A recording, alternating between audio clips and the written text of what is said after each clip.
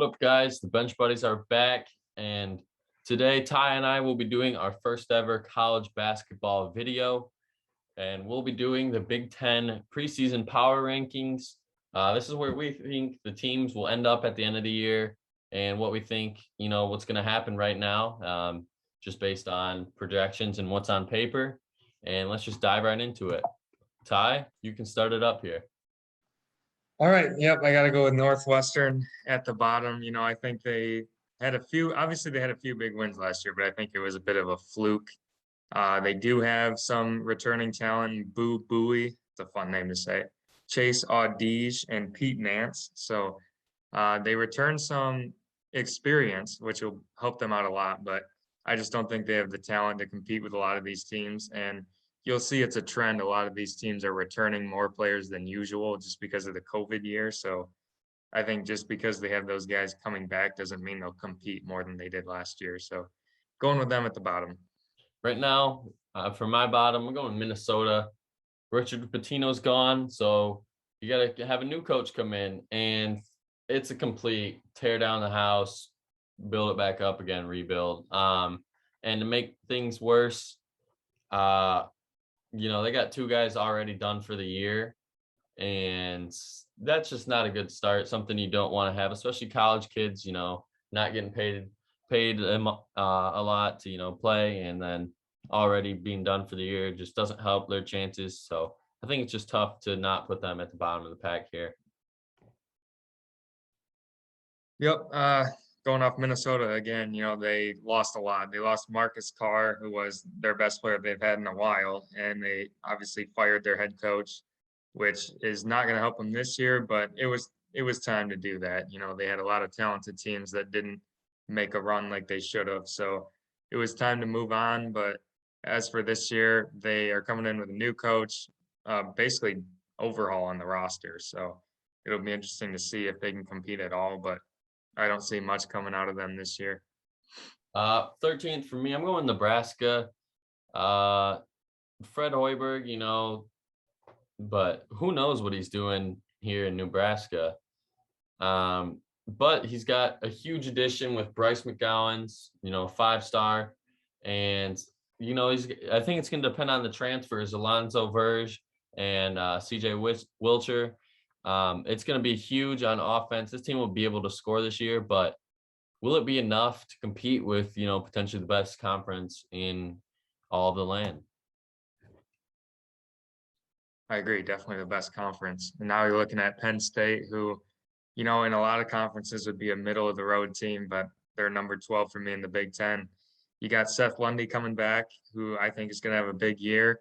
Miles Dredge should have a big year, but they had that controversy with their head coach going into last year. And I think just with a new coach, they're still kind of getting their feet under them. So it'll be a year or two before they can really make a run at the conference.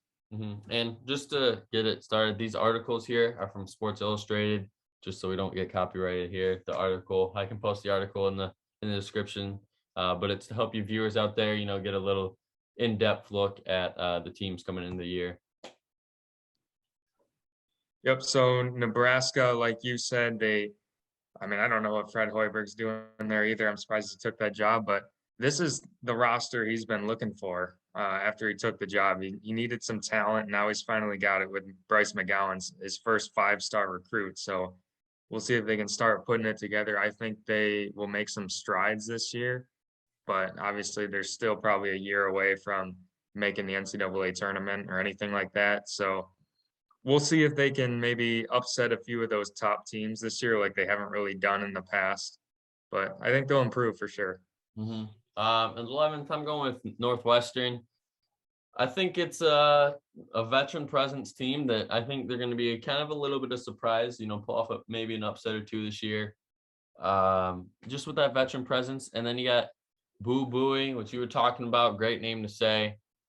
He could be a really good, player, first team all conference player this year. And I think it's just going to be on how he plays this year is going to determine the success of this Northwestern team. All right, Rutgers, it was tough to rank them 10. I think this is the best conference in the country for sure. So Rutgers is going to be a good team, but they're going to struggle to make the tournament, in my opinion, just because of how tough the conference is. Although they do have Geo Baker coming back, which, should be a big boost to them, and along with Ron Harper Jr., who had a big game in the tournament. So I think this team will compete. They're going to take down some of the Michigan, Illinois, Purdue's, maybe get one or two of those wins. So I think they'll be a borderline NCAA tournament team. At 10th, I'm going with Iowa here. Kind of a surprise to a few people here, but losing the College Player of the Year, Joe Wieskamp and CJ Fredick, all guys that huge contributors to the team, which made them so good. If Fran McCaffrey can make this team, I think even above 500 this year, I think that's going to be one of his best coaching years of his career. Just because you go from a whole winning culture to a complete rebuild, new house, everything. But at 10th, I think it's fair just based off of what they lost last year. Yeah, Indiana for me definitely is a solid team. They're a talented team, but we say that every year, it feels like, and they just never are able to put it together. So we'll see if a new coach is able to kind of give them a boost. Maybe that's going to be the difference. But, Trace Jackson Davis obviously has been a really talented player. I personally don't think he deserved the first team All American for this season. I think Hunter Dickinson should have got it. But anyway, he's a good player. Like, there's no way around that. But the problem is he can't make a free throw. And you got a lot of transfer portal guys coming in, which is good. It gives them a lot of talent, but they haven't really played together before. So I don't know how well they're going to mesh with a new coach, but they have the talent. Just seems like they never put it together. For me, I got Wisconsin coming in at 9. This Wisconsin team somehow gets it done every year, but I think this year is going to be a complete different story. And there's too many questions going into the year than answers. And I think a name that you should watch out for is Chucky Hepburn. Great guard. He's going to be given the keys to this Wisconsin team day one. And definitely a potential all-conference player just because, Wisconsin isn't a team where they have a lot of guys that are all-conference every year. But, if he's given the keys, he's going to have to show out every night for this team to potentially win a few games in the conference. And I think that'll get him into a really good freshman year. Yep. So going off Wisconsin again, I only have him at 8 mainly because of Brad Davison. I think him coming back for his 14th season is really going to help him kind of compete with some of these big teams. He's going to bring some leadership because this is rare for Wisconsin. They're a young team and they're usually filled with seniors in their starting lineup. So it'll be interesting to see how they perform with young athletes as opposed to, senior sharpshooters and big men. But I think they'll make the NCAA tournament about an 8 or 9 seed like they did this past season. I think that's probably their ceiling. I don't see them doing anything more than that. Coming in at 8 for me, I think we're going to start it off here. We got the first top 25 team in the country at some point during this year in Rutgers. And Ron Harper and Geo Baker are going to be vital to this year's success. Coming back after, an NCAA tournament run, which Rutgers hasn't really had and feels like forever, and even winning a game in the tournament. It's just going to give that confidence to this school. And I think it's just going to only help them out for not just this year, but years to come, as, they've done it before. So why can't they do it again? Yeah, so this was a tough one for me. Iowa has Jordan Bohannon coming back for his 6th year, and that one is not an exaggeration. It's actually his 6th season as the point guard of Iowa. He's going to have a great year. He's going to be one of the best 3-point shooters in the country like he is every year. It's just a matter of what talent he has around him. Keegan Murray is going to have a big year, I think. But outside of those two guys, I don't think they're going to have enough to compete like they did last year, although they will be, I think, a 7-8 seed kind of team. It's just a matter of how far Bohannon can lead them. For me, I got Michigan State. This is going to be the year that everyone will remember. I think Michigan and Michigan State fans, Ohio State, doesn't matter, Big Ten fans even. This was supposed to be the Imani Bates year. And I think if Bates has a great year at Memphis and State doesn't have a good year, everyone's going to be looking at Izzo. Is there an inside problem here that we don't really know about? Is he starting to decline? I mean, these are all just skeptical things that, could be happening, but, I think the state team will turn it around. They just need Max Christie to, be that guy that they've been looking for since Cassius left. And the transfer of Tyson Walker, he's going to also be beneficiary to the guard position as well. As last year, it was just non-existent. Malik Hall and Gabe Brown were just kind of like there, it felt like, on that team last year at State. And it was just kind of tough to watch a few Michigan State games last year. But nonetheless, I think 7th, middle of the pack is fair start for this Michigan State team. Another one we agree on here is Maryland. I think with Eric Ayala coming back, he's going to be potentially a top 10 player in the conference. And this team really showed some strides last year. So I think the way they kind of dug into the transfer portal for this season is really going to help them. I think they're well coached, although Mark Turgeon usually has that little slide at the end of the season. So we'll see if that happens again. But I think Ayala and those new transfer players are really going to lead them to a solid season. Yeah, I'm with you there. I think this is a NCAA tournament team for sure. I think they do have a ceiling, and I think that's a 5-6 seed at best. But, I think it's just the Big Ten. And, if we're being completely honest, last year with that Michigan team, I didn't see them being that good. I knew they were going to be decent, but this Maryland team could be that team this year. They were really good last year, just not top of the pack. And it seems like every year there's a new Big Ten team that surprises everyone and is top 3, top 2 every year. And this Maryland team really has the shot to do that. Yeah, I think I'm going to get some hate for this one, putting Ohio State at 5. Obviously, I am a Michigan fan, but, I just don't think they're going to be as good as people think. They have EJ Liddell coming back, but losing Dwayne Washington, I think is really going to hurt them. It seemed like he was a guy that could kind of bail them out last year whenever they had a bad possession, just take a deep 3. But they don't really have that guy this year. They have Liddell, who's going to score his 20 or 15 a game, but they need another scorer who's going to help them out. And I don't think they have that really elite scorer. So I think they'll be, a 4 or 5 seed in the NCAA tournament, but I don't think they're going to be as really competing for a conference championship like people think.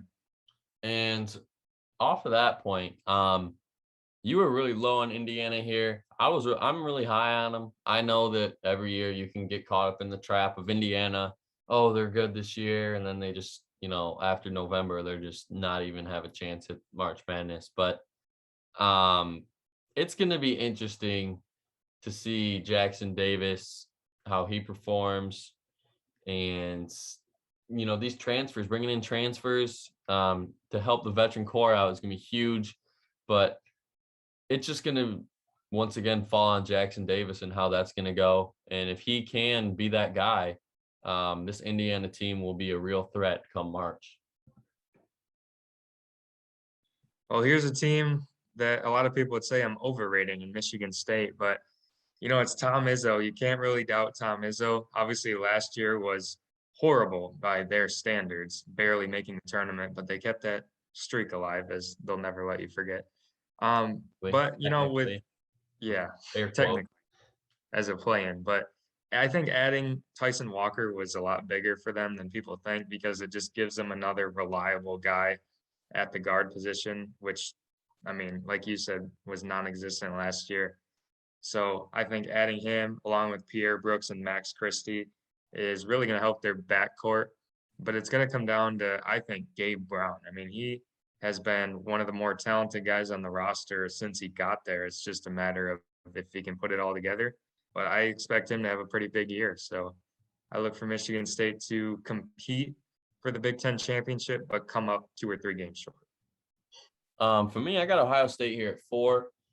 This year is going to be, I think, a huge year for the Buckeyes. After that huge upset loss to Oral Roberts last year, it's going to be make or break in Columbus. I know I may get a little ahead of myself here, but if you don't have a good year this year after you had a top 5, top 10 team the year before, and you're supposed to do big things, and then the year after you don't make much noise, there's going to be some panic there in Ohio State. But I think at worst this team will be potentially 8 seed, 7 seed. I don't think they're going to have the same success as last year.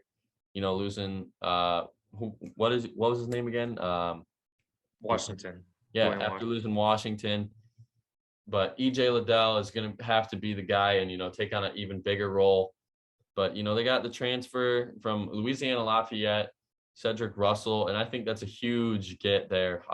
Very underrated prospect at a lower D1. But, it's going to be his time to shine and see what he's all about. All right, I got to go Purdue at 3. We flip-flop these two teams here, but if you don't have solid big man play, good luck against this team because you're in a lot of trouble. I mean, they have a 7'4" center coming off the bench, which I don't think any other team in the country can say. So when you have Travion Williams and Zach Edey coming back, that's just setting you up for a loaded roster. And obviously, a lot of people are going to say this. It's going to come down to Jaden Ivey. If he's the guy that Purdue fans think he is, then this team might win the Big Ten. It just is a matter of if he can put all his talent together, because obviously they have the bigs. It's just a matter of if they have the guards. For me, you're talking about bigs. Kofi Cockburn is definitely, I would say, the big that runs through the Big Ten. I know Hunter Dickinson's up there, but as a Michigan fan, you got to still put Kofi Cockburn at 1 just because how dominant that dude is. And then you got point guard Curbelo, who was, all of a sudden had a huge breakout year last year. But this Illinois team in the tournament just looks like they've never played basketball before. This huge upset, got blown out by Loyola. And it's just tough to put this Illinois team any higher than 3rd just because of what happened last year at the end. I think that's just still a little sour taste in my mouth for that. And I think it's only fair to put them there. If they had, another guard, forward, center, that was pretty dominant, I could see them moving up. But right now they just don't have another elite piece like my top 2 do. Yeah, Illinois coming off that shocking loss to Loyola in the NCAA tournament. I think that's going to give them a little chip on their shoulder. A lot of people kind of doubting them this year because of the loss of Ayo Dosunmu, but you're looking at a really talented point guard, Andre Curbelo, that's kind of getting overlooked. And then I think Trent Frazier, another guard for this team, has been underrated his whole career. I think he's a really solid player. So I think this team has the talent to make another run at a Big Ten championship and potentially be a 1 to 2 seed in the NCAA tournament. It's just a matter of what they can get out of Coburn, going into this season. Obviously, after last season, he thought he didn't want to be there this year. So he's going to have to really carry this team. He doesn't have Ayo to do it this year. So we'll see how much more of a workload he can take on. And number 2, I got Purdue, and I think Jaden Ivey will be that guy. He's going to be that dude this year in the Big Ten, and I think he will win Big Ten Player of the Year right now, day 1, over Caleb Houston, over Hunter Dickinson, all those Michigan guys.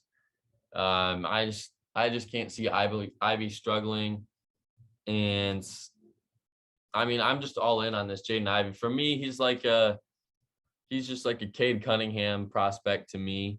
All the hype around him just because he's a breakout candidate, but he got overlooked, and he's here to prove a point this year on a really good Purdue team that well coached with Painter, and this Purdue team is just going to make a lot of noise, and I see them being a potential 1 seed this year come tournament time.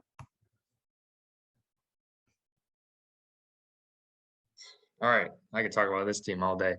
So a lot of people are questioning Michigan's ranking because they haven't really come into a season with expectations like this in a long time.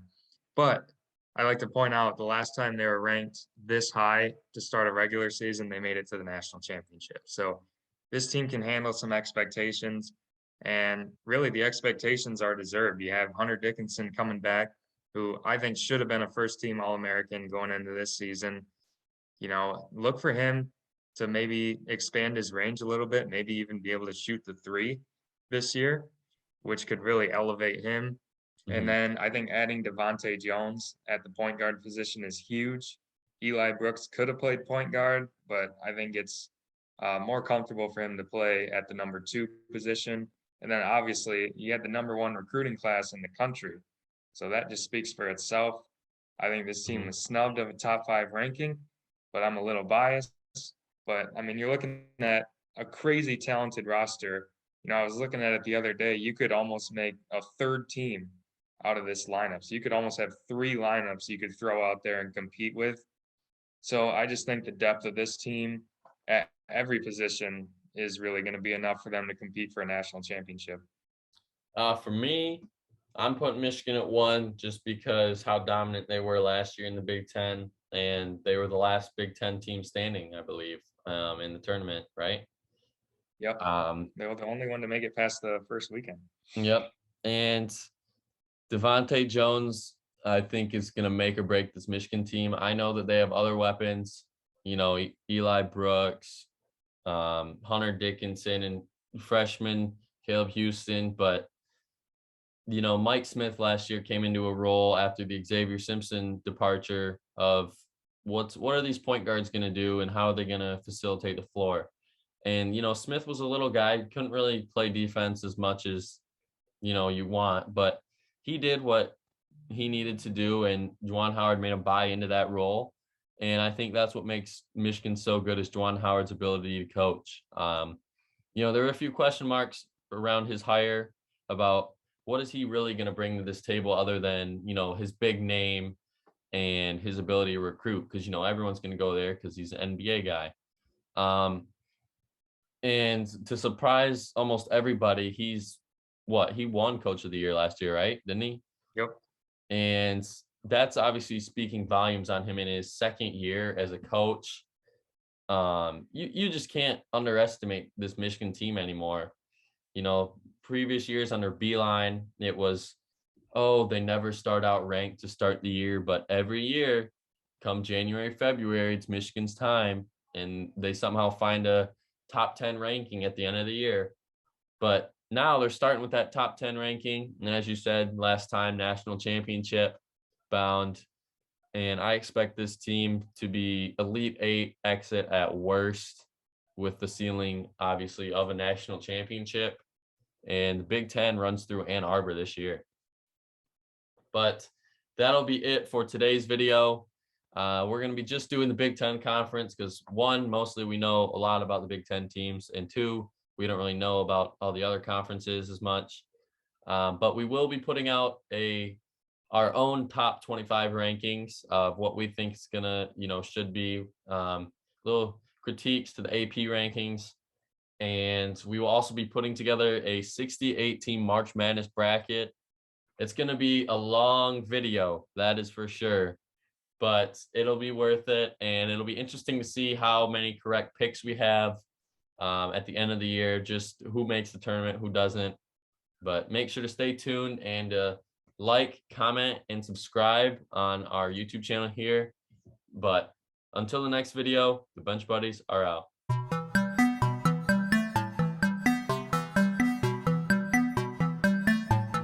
She never called back.